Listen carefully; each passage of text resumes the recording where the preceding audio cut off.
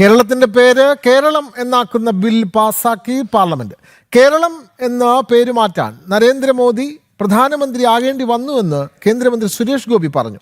വികസന കാര്യത്തിൽ മോദി സർക്കാർ കേരളത്തെ വാരിപ്പുണരുന്നുവെന്ന് കേരളത്തിനായി മോദി സർക്കാർ നടപ്പിലാക്കിയ വികസന പദ്ധതികൾ എടുത്തുകാട്ടി സുരേഷ് ഗോപി കൂട്ടിച്ചേർത്തു. രാജൻ കേസും സഭയിൽ പരാമർശിച്ച സുരേഷ് ഗോപി കേരളം കേരളം കേളികൊട്ട് ഉയരുന്ന കേരളം എന്ന ഗാനവും സഭയിൽ ആലപിച്ചു.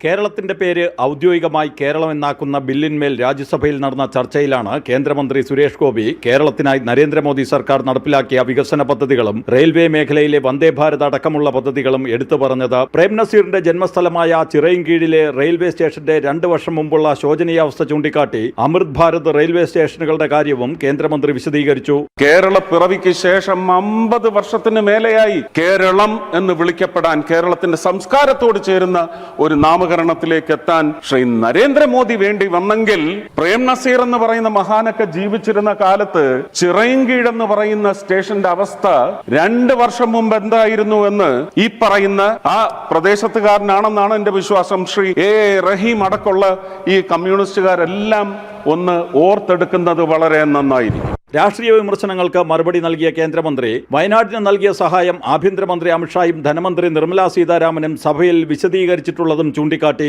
കോൺഗ്രസ് കേന്ദ്രത്തിൽ അധികാരത്തിലിരുന്നപ്പോൾ സംസ്ഥാനത്തിനായി എന്ത് ചെയ്തെന്ന് ചോദിച്ച് രൂക്ഷമായ ഭാഷയിലാണ് സുരേഷ് ഗോപി വിമർശിച്ചത്. കേരളം കേരളം കേളികൊട്ടുയരുന്ന കേരളം എന്ന ചലച്ചിത്രഗാനം സുരേഷ് ഗോപി പാടിയപ്പോൾ സഭ കയ്യടികളോടെയാണ് സ്വീകരിച്ചത്. കേരളം കേരളം കേളികൊട്ടുണരുന്ന കേരളം കേളി കദംബം പൂക്കും കേരളം കേരകേളി സദനമാമെൻ കേരളം. Thank you. കേരളം എന്ന പേരുമാറ്റം ഭാരതത്തിന്റെ അഭിമാനമെന്ന് പറഞ്ഞ കേന്ദ്ര ആഭ്യന്തര സഹമന്ത്രി നിത്യാനന്ദ റായ് സവർക്കർ വിഷയം പരാമർശിച്ച് സ്വാതന്ത്ര്യ സമര സേനാനികളെ അപമാനിക്കുന്നതിനെ രൂക്ഷഭാഷയിൽ വിമർശിച്ചു. लेकिन वीर सावरकर सिर्फ एक नाम नहीं, स्वतंत्रता संग्राम की अमर गाथा वीर सावरकर है.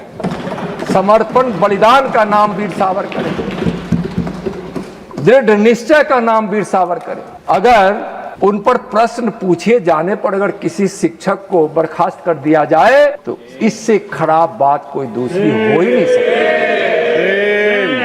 और हमारे स्वतंत्रता सेनानियों का यह अपमान है. ജനം ഡൽഹി.